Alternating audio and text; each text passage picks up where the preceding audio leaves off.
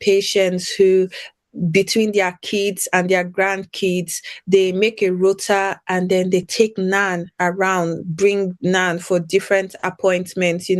Just having that support, that, okay, I don't have to worry about transportation today. Someone is going to take me to the hospital, bring me back. I don't have to worry about food. I don't have to worry about my grocery shopping.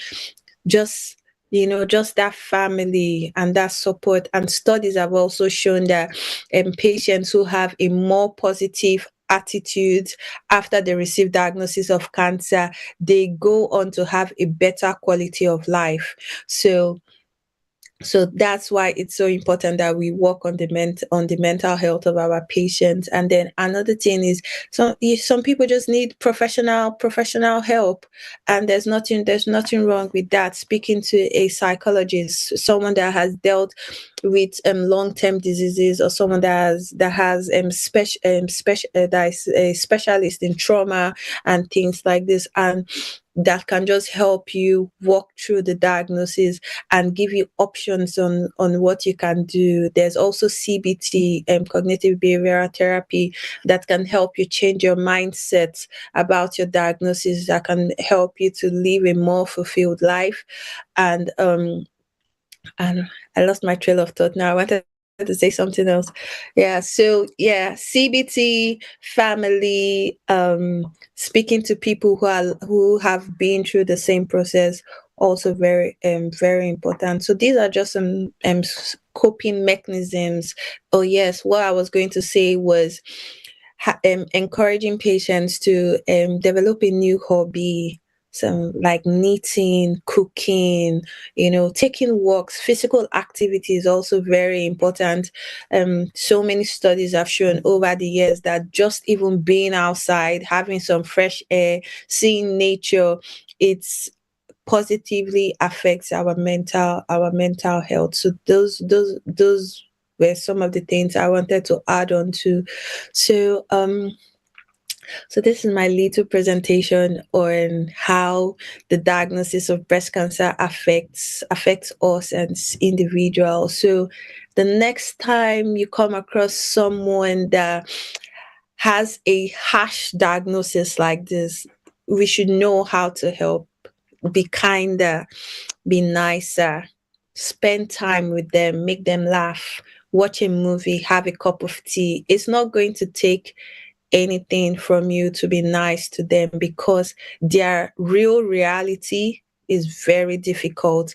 And even if they can just live in Lululand for 10 minutes where you have a chat with them, I promise you that is going to go a very, very long way. So that's my little presentation. Back to you, Abena and Akosua. Thank you very much, Dr. Anwuri. That's your name, right? Yes. I got it right. Thank you very much. This was a very important and deeply personal topic, and thank you so much for covering it really well and very detailed. So we'll go on a quick commercial break, and of course I can already see hands up, questions going directly to Dr. Tarkos, which is put in. So please do bear with us. We'll be back quite shortly, and then we'll go to the second segment of the show, which is the Q&As. So see you shortly.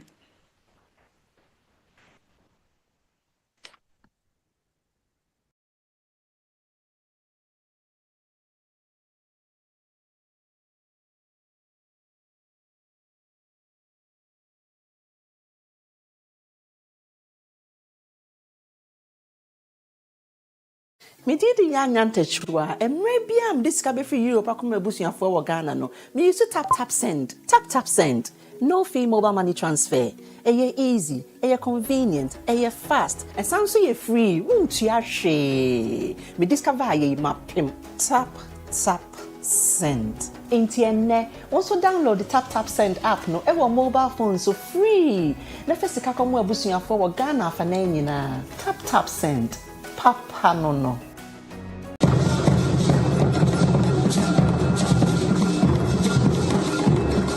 So, Christy, come on, young. Put me to Rakis. So me send you my in a minute in Sabakandria and then one tap send.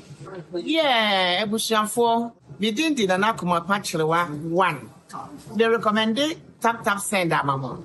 And that's how for aba. O send ko fa baby a. Na ye basa. Omo rating so ye. Omo ye A1. Nti obian load do tap send. Na all say sika for tap.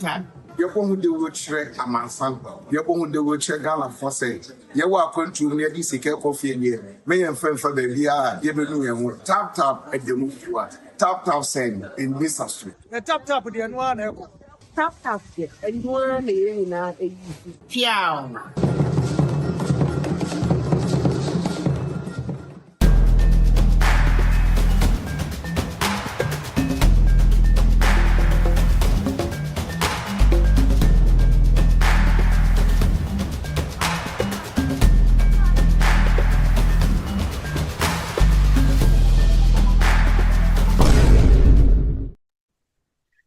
Hello, and welcome back to the second segment of the show, which is the Q&A show. For those of you who joined, or just to give a recap, for those of us who are here and for those of you who maybe joined halfway through, Dr. Anwuri just took us through breast cancer, because how breast cancer diagnosis can affect our mental health. So we explored how that happens, because as you know, breast cancer diagnosis is not just a diagnosis. It changes, as doctors let us know, it changes every aspect of a person's life. It's not just physical change, it's emotional, it's psychological, and it's even financial. So, we just explored how that impacts mental health. So for the next stage of this segment of the show, this is the Q&A session. You can ask questions based on the topic, which is breast cancer and mental health, and how that affects how breast cancer diagnosis affects mental health or breast cancer in general. Or you can ask any sort of health topic, because we've got Dr. Akos on hand as well.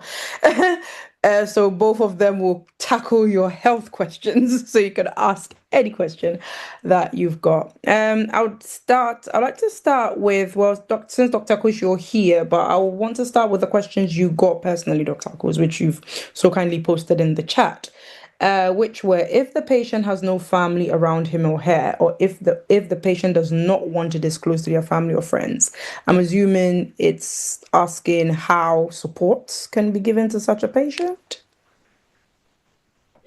Yeah, so yes, we've had patients, and we always ask, like, we're about to tell you something quite heavy. Do you want anybody here with you, or do you want to be alone? And then if they give the go ahead, we say, okay, your family can come in, or your family can stay away. But we've had situations where the patients don't want us to inform their family of what's going on. And our duty is to the patient, not the patient's relatives. So if the patient says he or she doesn't want us to inform their family, we're bound by that. So we can't really do anything about it. What we can do is explain to them that the next couple of months is going to be really, really stressful, and is going to take a toll on you, not just mentally, but physically. And how do you expect to navigate that? So after we've explained all of that to the patient, if they still feel that, oh, they can cope, they can take taxis to and fro for their appointments, they don't need any emotional support, it's entirely up to them. We can't really force them to inform their family or let their husbands or their kids know what is going on for them. Another thing I spoke about, I mentioned this earlier, fear. A lot of patients are afraid. Now, some patients don't want to let their husbands or their kids know what's going on with them, because they don't want their own mental health to be affected. Then they don't want their families to see them as liabilities. Some people get this diagnosis, and all of a sudden the way their family treats them is different. You understand? Some people don't want that attention. So like I said earlier, our responsibility, our loyalty is to our patient. If our patient says they don't want anybody else to know, we explain what is involved. If they still decide that they still do not want them to know, then that's entirely up to them. We can't really do anything about it. Fantastic. Thank you, Dr. Akos. Is there anything else you would like to add, or we can move on? Yep, that's fine. Thank you very much. So we've got Zoom user as my next person.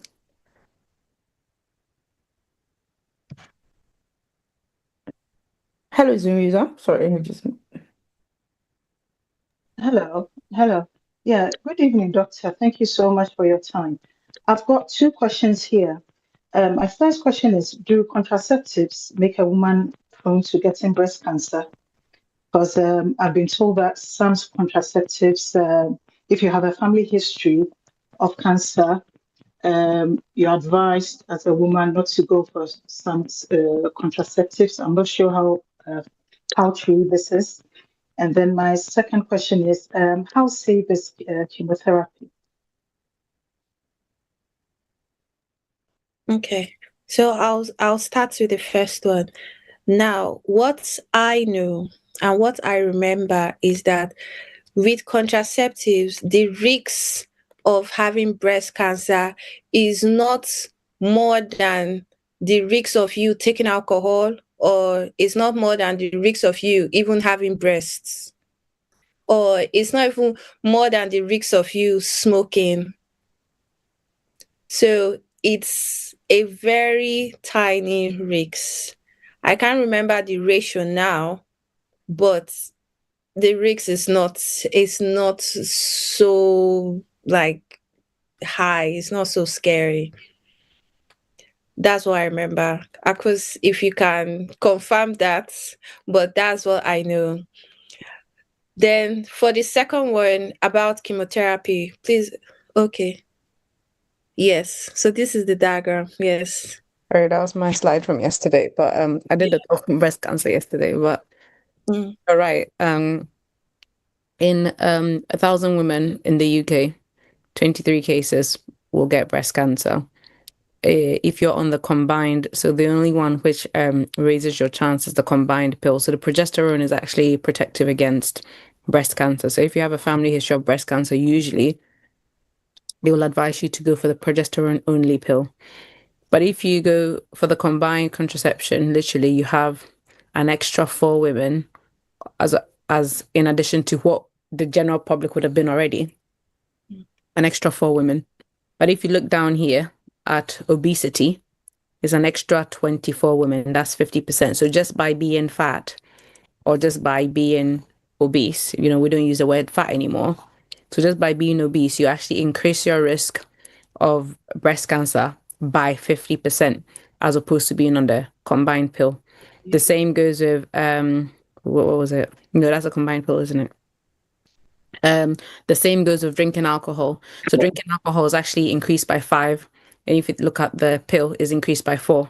So smokers is increased by 3. So that's the only thing. But if you look at it, so what Anwuri was saying is exactly correct. Actually, it's really, I guess, if you've had a family history of breast cancer, you drink alcohol, you smoke, and you're obese, then wahala, the finish. But if you but if you decide, if you're drinking alone and you don't have a family history, you're still increasing your risk. So this is just I just wanted to put that slide up because I thought it was a good sort of visual for you to see what it's like. Yeah. Thank you. Yeah. Then the second question about chemotherapy. You said, how safe is it? Yes. I wouldn't. Yeah, Will I I? a little bit of that question. Will I say? Will I say it's? I can. So every medication we take now has like risks and benefits. So we have to think about what is most important to me at the moment. Let's say, so a patient I've given the diagnosis of breast cancer, and maybe I've seen this combination of chemotherapy cure it, like say 80% in my short career now. I can suggest and say, see, oh, this is what it's doing. I don't know if I'm explaining this correctly, but the truth is that it's very harsh medicine. Mm. It can it can either help you, or it can or you can suffer greatly from the side effects. Mm. So I cannot say if it's good or if it's not good. I mean, I think it's a difficult question Yeah. because when you say how safe is chemotherapy, in what sense do you mean? I mean, how safe is it in curing cancer? Or how safe is it in making you lose your hair or making your skin become thin? So, like you say, we just weigh the risk against the benefits. I mean, you can have lovely hair and end up dead. So, if we're comparing it, we'll say, okay, well, if you do the chemotherapy, you'll probably lose your hair. You'll probably get thin skin. You'll probably have like a myriad of side effects, but there's 80% chance that you might survive the cancer.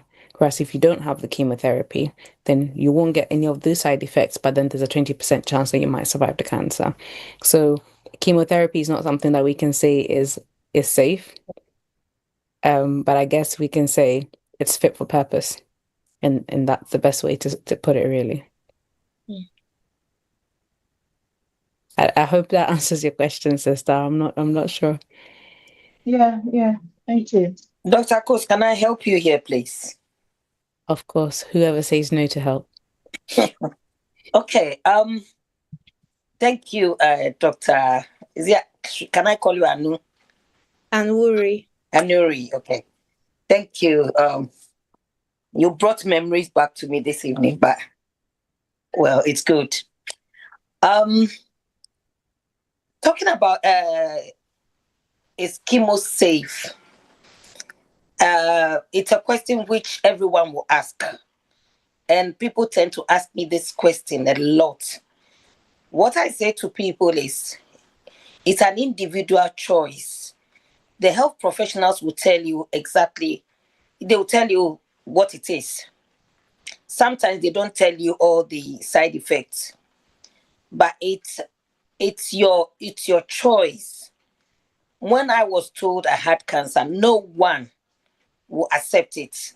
I refused it. I didn't want to even talk about it. It took me a couple of days to just get it down my brain that this is what they've said to me.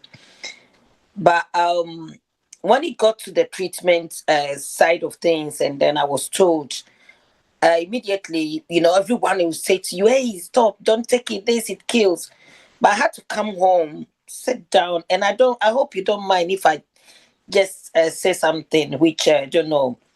I'm a Christian. I'm a believer of God, and I had to go to God to pray.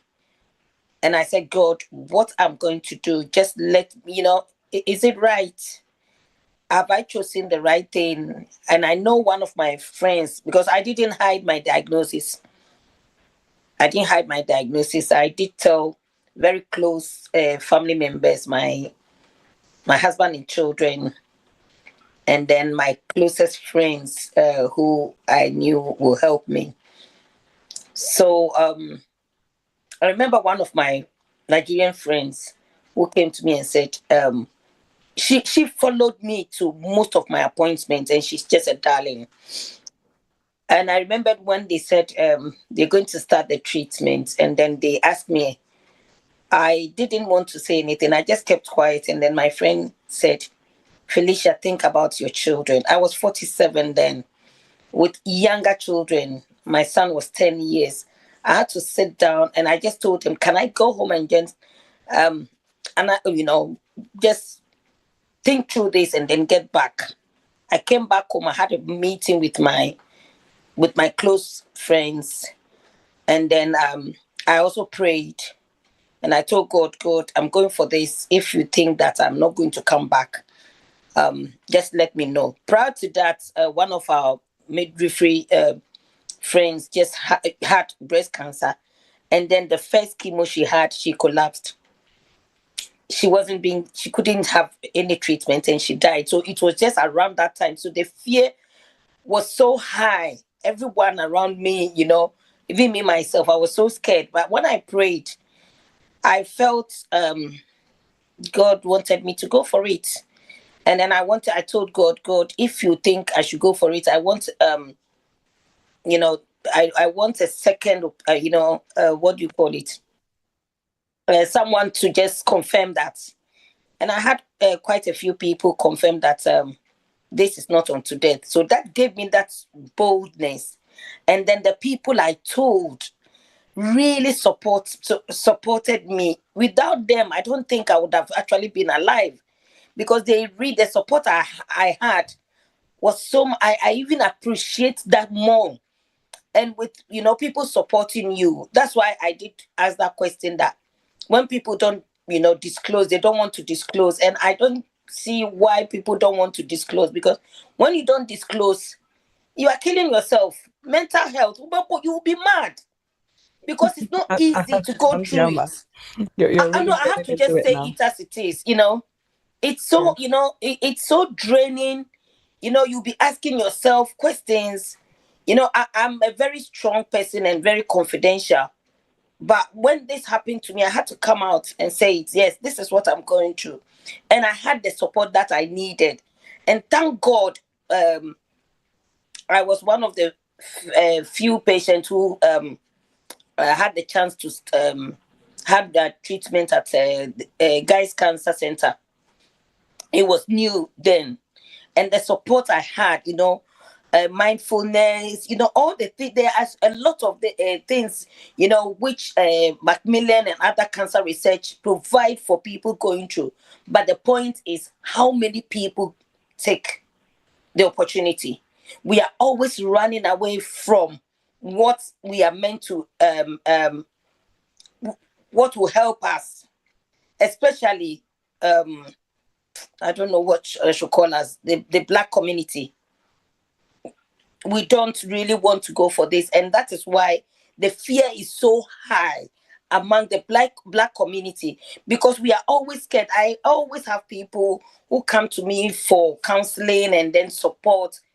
And I was so surprised that one lady came to me, didn't tell her family, but she told me, she confided in me, and I had to join her to go to hospital when her family were, they were around. And I just kept on saying to her, why don't you tell them? They will be the best, people to support you, because I can support you, but I'm not there 24 hours with you.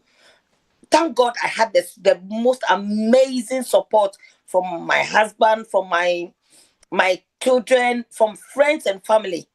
That has made me this strong. And I say it to the glory of God. Over 9 years now, almost 10 years, So I would just say, yes, chemo is harsh. You need to weigh the pros and the negative and the positive. What do you want? If you're a believer, you can just trust God. And please, let's take fear. Fear kills. It's not the treatment, but it's just the fear that people have. But one thing I always say is, if you don't know if someone is going through cancer and you don't have anything to say, anything which will benefit the person, don't open your mouth. Please, don't open your mouth, because some of the things I heard really brought me down. Oh, this NHS, these are some of the things, and I'm just going to be blunt to say it. I have nothing to hide. Oh, don't go for it. Oh, go for second opinion. Oh, they're lying. Oh, they don't accept it. Oh, this, excuse me. Reality has set in. What do we want? And I don't know, maybe my mindset and everything helped me to go through. And I've seen a lot of people, and that's the reason why I've reverted to supporting people going through the treatment, or helping other people, because I had the support. When I was going through it, I didn't know anyone who have had cancer, especially the Black community. But now I can see people coming out saying that, oh yes, I've had it, yes, I've had the treatment. Everyone is different. We are different individuals. Some people can go through the treatment and go to work. I didn't have that opportunity. I just had it all. Is it the chronic fatigue? Is it I couldn't go back to work? But listen, why should I be worried when I'm still alive by the grace of God? Thank you, everyone. So sorry. Taking your time. Wow. Thank you so much for sharing your story. It's so inspiring. Thank you for speaking up, and as you were talking, one of the things that just stood out to me is that in the Black community there is this stigma, that is attached to diagnosis like cancer and chronic illnesses, and it's because we are such a religious community. And you mentioned like some of that, people will be like, oh, why don't you trust God, why don't you pray about it, your your faith is not strong enough, that's why you're going for chemotherapy. But that's not true. That's a lie from the devil. The devil is not smart enough to come up with science and the things that we are doing with technology right now, in regards health. It's all the knowledge and the wisdom that we have, and the scientists and all the vaccines and everything that they are doing. It's all from God. They may not be Christians, but God definitely is working through them. So in the Black community, I don't know about the Asian community, but there's a lot of stigma attached to it, and that's why a lot of people are not speaking up. But like you said, right now there are more people who are speaking up about their struggles with health and how they've come out of it. And like I mentioned earlier, I feel like that is just the most inspiring way for I feel like when we give a diagnosis of cancer, we tell the patient, see, go and speak with this woman. She has been through exactly what you've been through, or go and speak with this man. He has been through exactly what you've been through, because that just tells you that you're not alone, and it's so inspiring and it's so encouraging. So thank you for sharing that. Thank you. Thank you both. Thank you, Auntie Amma. Those of us who've been on the show, we've had the privilege of hearing her story. So, and you never have to apologize for sharing it, because you could help. You're helping people by sharing your story. Dr. Akos, I just wanted to mention. So I think when you talked about signposting patients to people who have sort of gone through that experience, I think there's this new thing coming up. I had the privilege of attending a doctor's conference last week. Was it called social prescribing? I don't know if that's a term you've heard, but there was a doctor that came up and said that they're doing that. Obviously, it was Ghanaian doctors in the diaspora, so they were talking about how it's happening now here in this part of the world, and probably thinking of how they could take it to Ghana, which is social prescribing, which is how sometimes when it comes to mental health and stuff, that it's not the medication that people need. It's sort of another sort of help, which is normally in the social aspect, or I think that's the term. But if Dr. Akos would remember and help me out here, if not, I will research it and definitely come back to you on that. But yeah, that I just thought I would mention that. Is that a term Yes. you're aware of? Yeah, so the social prescribers, they help the patients with everything else that is not medical. So we make a diagnosis, we prescribe their medications, but for some patients, they may have other issues that are contributing to their health. So let's say they have problem with housing, they don't have their own accommodation, they are living with a friend, or they are living somewhere, they don't have their own room, they are sleeping on the floor, that sort of thing. So the social prescribers now will help this patient to sort out their accommodation. If they are dealing with let's say they don't have food, they don't have a job, they can't afford anything, the social prescribers will help them with maybe like food vouchers, food banks, anything else that can help with that. let's say they have mobility issues, they are not able to walk properly, or they have arthritis or something, social prescribers will make sure that they are seen by the physiotherapists. So they deal with every other factor that might be affecting the patients and the patient's physical and mental health that isn't medical. Excellent, great. Thank you for that. I think that sounds about right. So in terms of linking it back to the topic, and as you mentioned how, first of all, let's give a shout out to the NHS. And as my sister knows, I don't like the NHS much. But in terms of when you speak, I mean, when you mentioned you coming from Nigeria, we obviously come from Ghana, and most of the audience is here and just back home, back in Africa, back in even places of Asia, and even in America, which is advanced, which we say is advanced in medicine. They have to pay so much money for some of these things. You really do see the use of the NHS. Obviously, we pray nobody has to get into that kind of, nobody has to have that kind of illness. But when you do find yourself in that situation, you realize just how useful, how great the NHS is. So shout out to the NHS for that. But when you mentioned sort of like the financial stuff, is this where something like a social prescribing can help in this case, where if you're having to pay so much money for medications, or I don't know, something, then on this occasion, would you be referred to a social prescriber? Is it okay to just come in here? Well, before I had my treatment, or with what I know, especially with Macmillan, what they tend to do is they do have a chat with you. And then if you have any issues, they tend to just support you.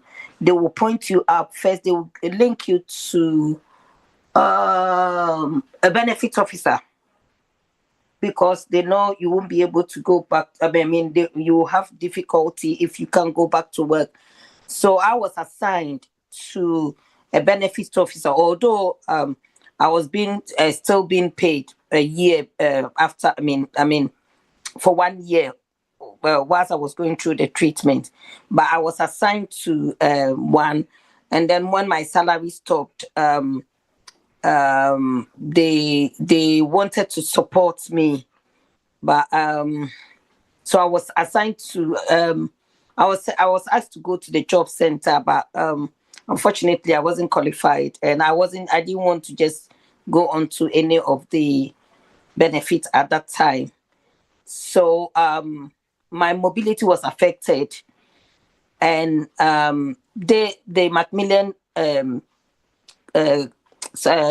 support, or the cancer research, actually gave me someone who applied for PIP for me, because I was very poorly during my treatment and after. So they actually completed everything for me. They supported me. They were asking if I needed food. The support network was good, but I don't know if it's everywhere in the country. But I had my treatment in London, and the support network was great. And I know people who will be having housing issues. They will just signpost them to there, and then they support them. They even support people if they want to even go on holidays and other things. So with the little I know, I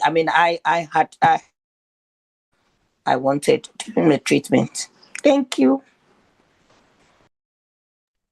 Thank you very much, Atiaba. Doctor, I think you were going to say something as well, just to add to Yeah, it. I was going to say that the Macmillan group is quite is I think is all over the country, because I've met some of them in the gynec onc clinic, So I think they are all over the country, and they are well. So they do similar thing to the social prescribers, but I think the social prescribers are more funded by the government or the council, while the Macmillan group, I don't know who funds them really, but I think the social prescribers are more like local, like from the council, that sort of thing.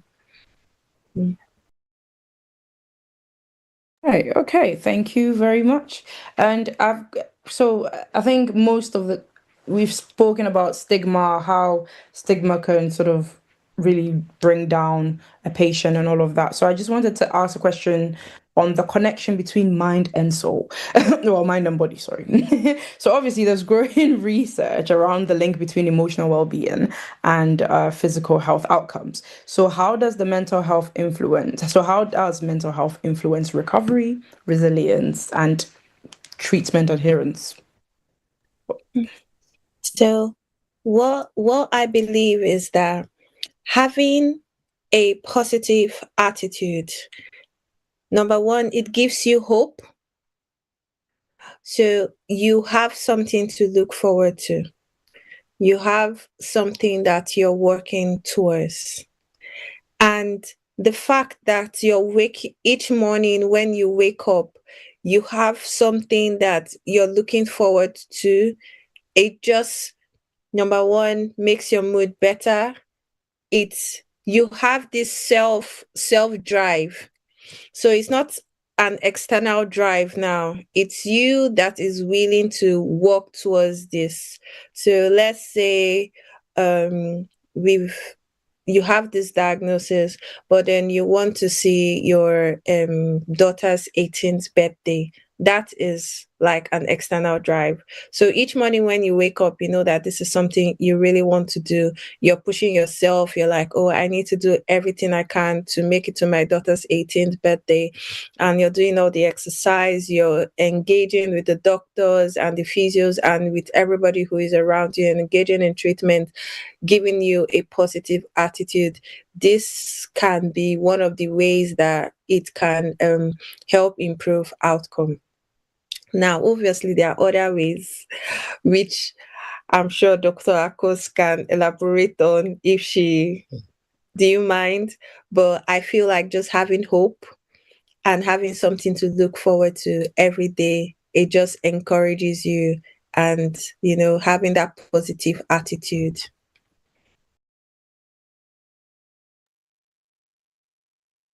Okay, thank you. So essentially, I mean, Doctor, because you're going to come in a bit, right? Well, she said elaborate, but I think she's covered pretty much. So so essentially, what it is that if your mood is high or if your mental health is good, essentially, it will help towards your recovery and your treatment. You will respond. There is a link between having good mental sort of health or being in a high mood, being in a good mood, versus, so if you're low, the lower you are, the less likely your treatment is going to Got work. Yes. Yeah, I mean it's a mind over matter situation, isn't it? And I think a lot of the time you know me and you know that I hate taking medication, and because I genuinely sometimes believe, I feel like this is the wrong platform to say this on, but I genuinely believe in the placebo effect. And I feel like, and that's almost a placebo effect. So in Ghana, I don't know what it's like in Nigeria, but in Ghana, when you go to the hospital or you go to see a doctor and you're not given medication, especially the elderly, they would go back and say, "Oh, when I went to the doctor, I wasn't given any medication," and it's like the doctor's done nothing for me. So for the placebo effect, sometimes you can even go and they can just prescribe you paracetamol just so that they've given you something, and then the person will feel like, "Oh yeah, the doctor has done something for me." That's the same thing when it comes to mental health with so essentially if your mind thinks that something's going to work, then it's likely that it's going to work. Having said that, there are situations where people are really optimistic, and so it's not like it's 100% foolproof.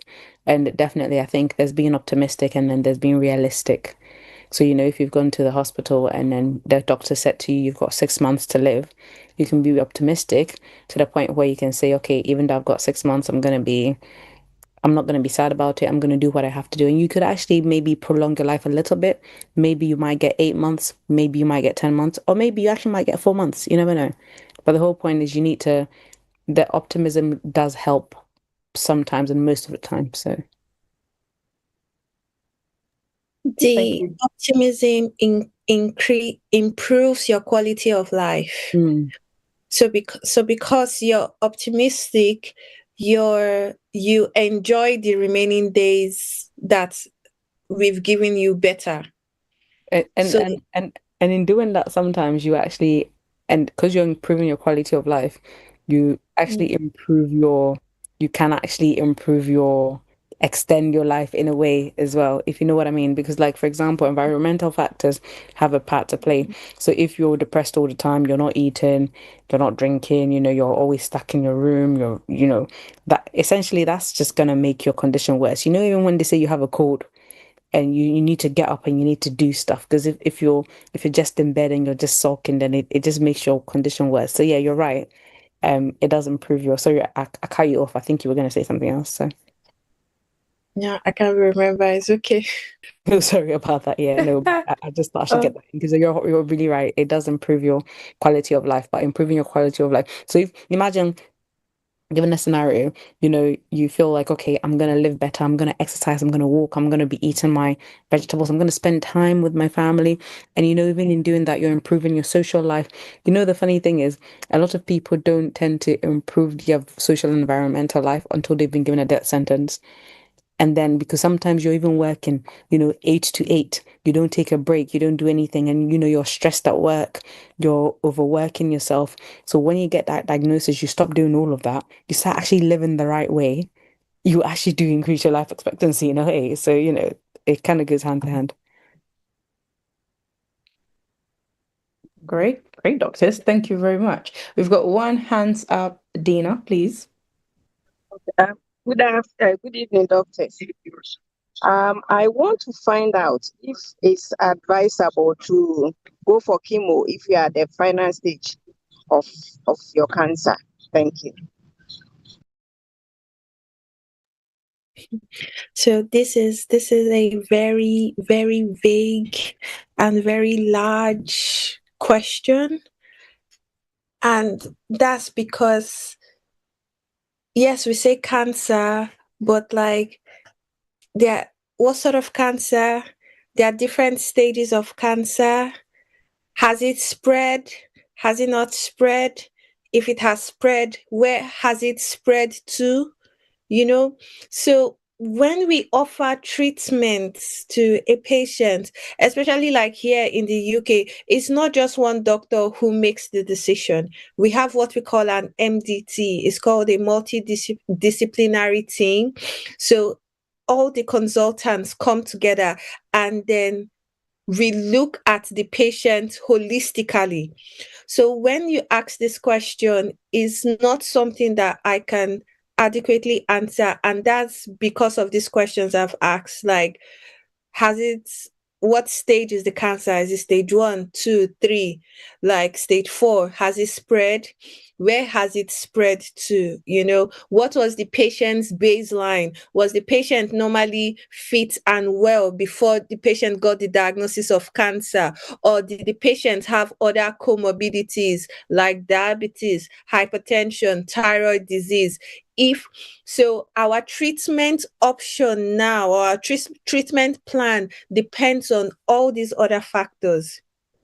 If a patient has breast cancer and at the time we see breast cancer, it has spread to the brain, it has spread to the spine, it has spread to the bones, nothing can be done. We would not offer that patient chemotherapy or any other form of therapy because it's unlikely that it's going to work. You're just going to worsen that patient's last days of life here on earth. So we would recommend that you just go and enjoy your last days of life. You understand? But if it's, let's say, a 32-year-old girl that has come and she doesn't have any health issues, no asthma, no diabetes, no hypertension, no other comorbidities. She runs 10K races every other day. She's fit and well, eats healthy. And then let's say she has stage 1. We'll be like, okay, we can give her something, the chances of her surviving that compared to an 85-year-old lady is higher because number one, her body is even healthy and can take the harsh realities of chemotherapy. So for me to answer that question is very difficult because of all these other factors I've spoken about. I hope do you understand? Yeah. The Yeah. explanation is even enough for me. Thank you. Yeah. Okay. Thank you, doctor. You mentioned asthma. So I just wanted to, Dr. Akash, it's funny. So just wanted to say, if you do have asthma, does that kind of impact your chemotherapy results? Should I say? No, I just mentioned it because it's one of the chronic illnesses that a lot of people have. Yeah. So basically what I was trying to drive at was that if the patient doesn't have any other health concerns, yeah, Okay. Yeah. as compared to someone who has a lot of health But concerns. it'll also depend on what kind of cancer they're treating. Obviously, if it's a targeted chemo to your lungs, then it could have an effect because already your lungs are working at a lower capacity than a sort of a normal person. But it's unlikely. Asthma is not something that we worry too much about. She's asking because she's concerned. Yes, asthmatic. But it's just good to know. It's just good to know. Okay, thank you very much, Doctor. Um, well, thank you, Doctor, and supporting Dr. Akus. Yes, supported. We've come to. I think there are no further questions, not from my side or my personal DMs. Any more questions? I think we are at a good space. So just to close off, just a few things. Can you share some resources or organizations? I'm not sure. Did you practice in Nigeria? So I practiced in Nigeria for about 3.5 years before I came to the UK.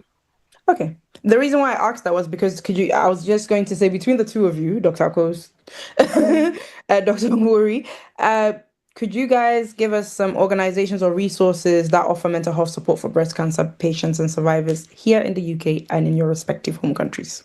If you can. I know Dr. Akos has never practiced in Ghana, but you may have friends or there is a hand up though. So just hold off on that question and let's Okay. go to the hand up and then let's see. Ma'am K?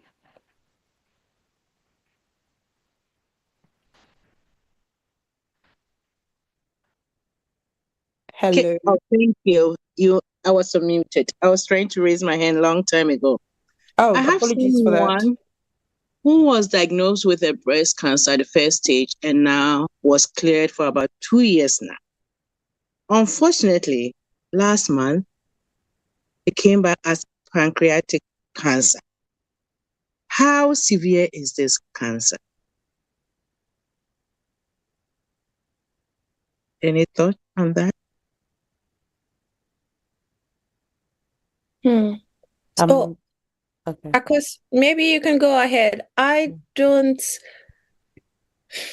So Yeah. I'm very sorry and very sad to hear about that, whoever it is. Honestly, I've said it on this show before, and I think I've said it to the one thing that I'm scared of the most is like pancreatic cancer. Um, just because it's such a it's not that it's not curable, it is, but where the pancreas is and what the pancreas does, by the time we find out a person has pancreatic cancer is already usually very late stage to the point where we can't do anything about it. So I'm not sure what stage this person is at, but whenever I hear pancreatic cancer, my stomach just sinks, honestly, it really does. The only thing with this situation is I'm thinking if the person had breast cancer previously and maybe they were getting regular checkups, then actually maybe they actually picked up the pancreatic cancer early enough that there's something still to be done. So that's probably the only thing that I can say, okay, that's a good sign.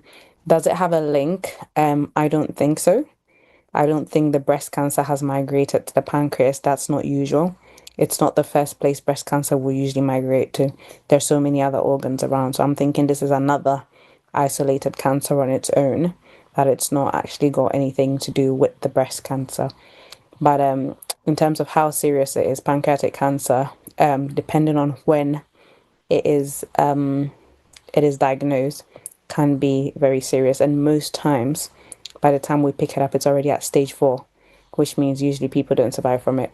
But if it's picked early, like I said, if she was going through a normal screening process and it was picked up right at the beginning, then they can just remove her pancreas and she'll be fine. He or she will be fine. So this is fingers crossed from me to whoever you're asking about. I hope that it was a screening process and they found it early enough and that they're going to be okay. All right. I hope that answers you.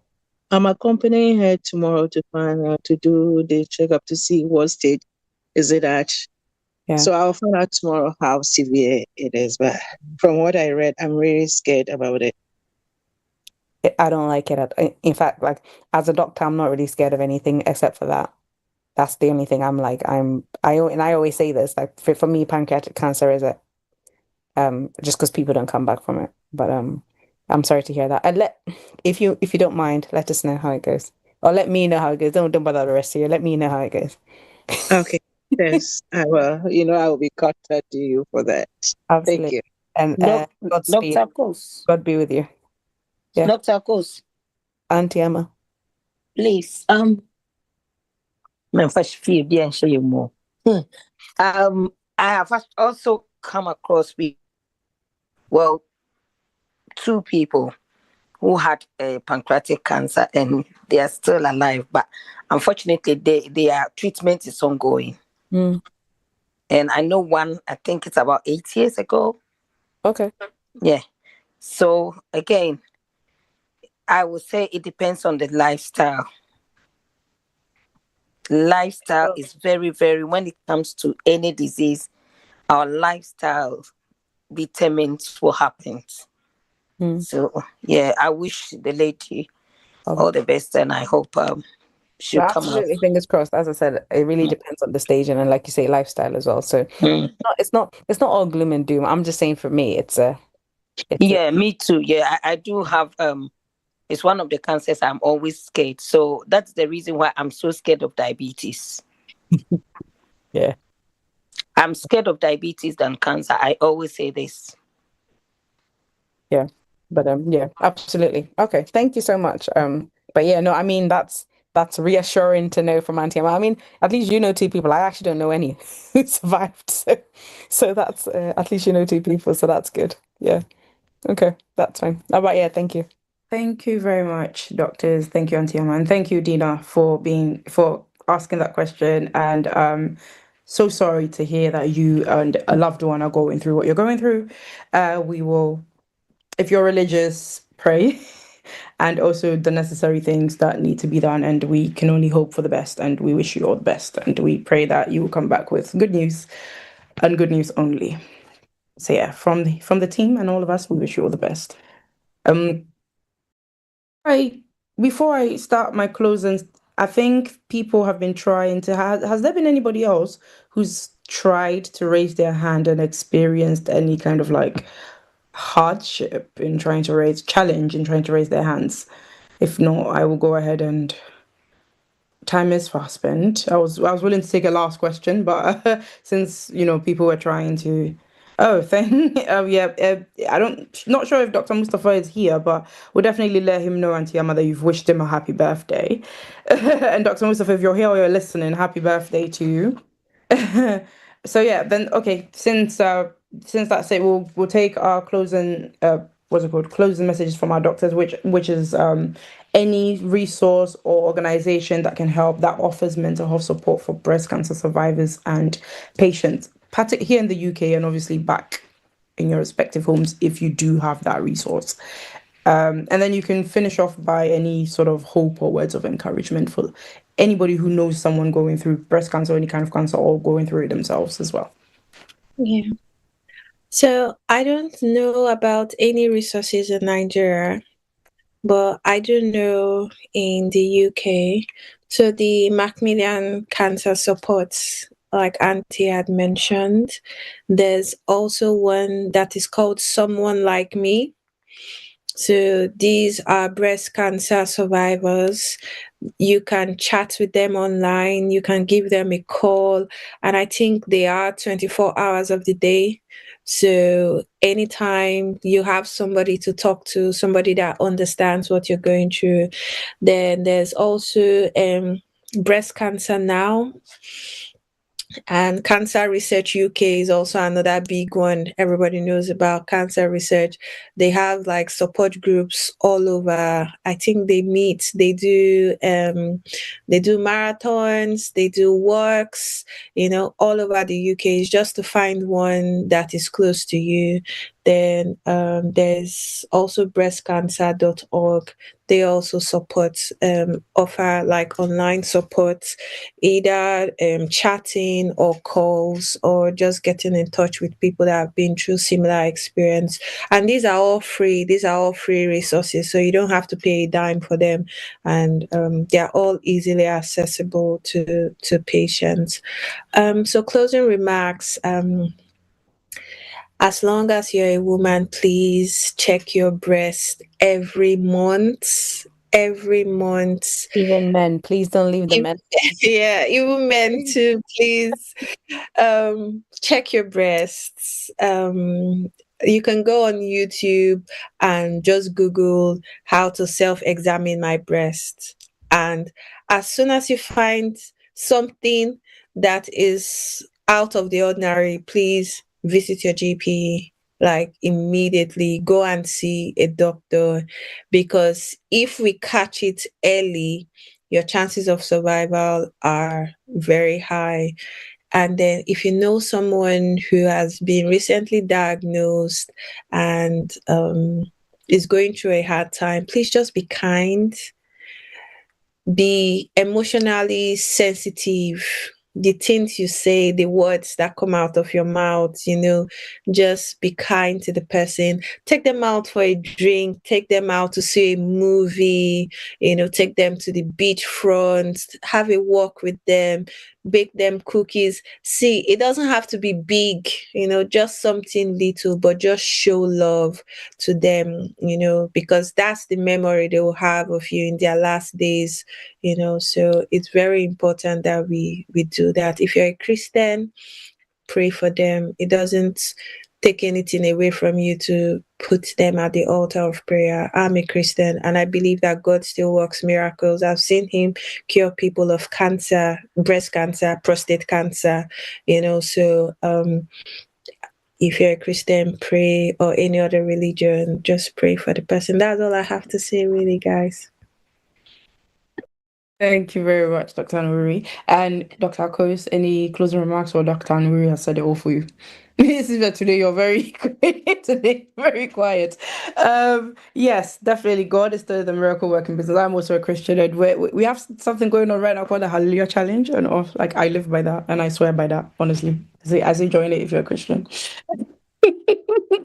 But that's great. Thank you, doctors, and thank you, Auntie Amma. Thank you, audiences, for sharing your experiences and the lovely questions that really get us talking as well. So thank you to everyone who has been a part of the show, Doctor. Yes. Yeah, I just wanted to shout out to my mom. My mom is tuning in from Nigeria. So hi, mommy. Hi, mommy. Hey, Mom. Thank you, mommy, for supporting. Thank you for tuning in.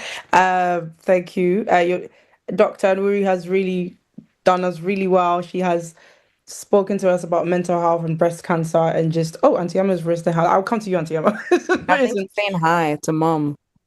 Sorry. I think Lady Abuna and Dr. Akos, you heard what doctor said.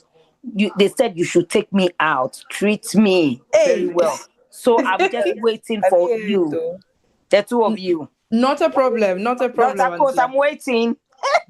Not a problem. Five-star hotel. Not a problem at all. And we'll also let Dr. Kojo know. Who said it? No, we'll let Dr. Kojo know. He will be the one to sponsor it. Don't worry.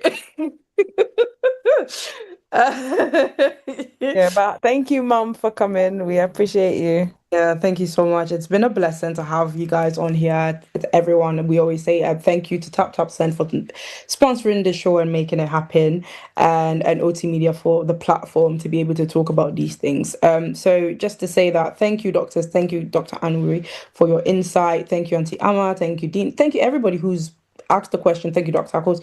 Asked the question for your insights, your compassion, your sharing, your very personal stories. Obviously, today's conversation also reminds us of like caring for mental health is obviously not an option. It's something that we need to do. It's an essential part of healing. So, and to anybody who's gone through it, know somebody who's going through it.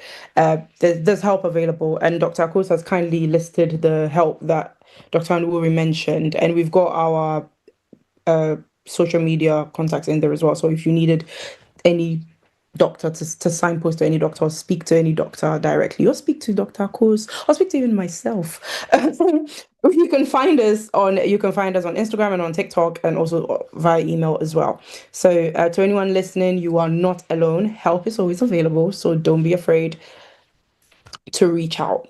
Thank you very much. And Dr. Akos, is there something you would like to say? Sorry, I thought there was something you'd like to say. I was just reading a comment. Somebody said we'd like to have Doctor back on the show. Oh, Dr. Kojo, you're talking about. Yes. No, not Dr. Kojo. Dr. Anwuri. Oh, we like to have Doctor back. Okay. Yes, Dr. Anwuri. We will definitely add you to the contact list, because we're looking for, it's a great idea. It's a great idea, and we'll definitely have her back on the show. We will we will talk backstage and make sure that she's back. So that's great. Excellent. Thank you. Just remember just a few pointers before I let you all go. Thank you so much. Tomorrow is a time with Taptap Send, same time, same link. And then on Friday, we've got Ask the Lawyer Anything. So again, any immigration questions or issues you've got, Friday, Ask the Lawyer.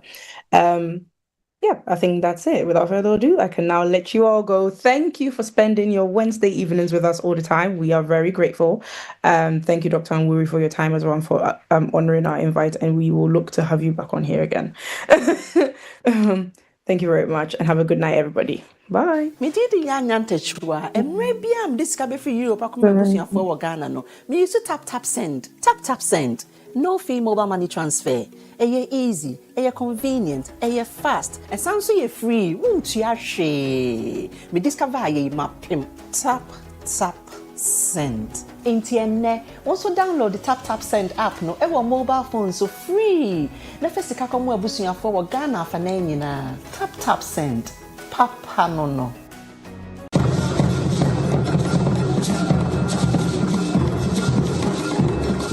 So physical money and put me to wrap to so me send you my within a minute in Sabakandria and then one tap send. Yeah, ebusiafo bidinti na nakuma pachrewa 1. They recommended Taptap Send amamo.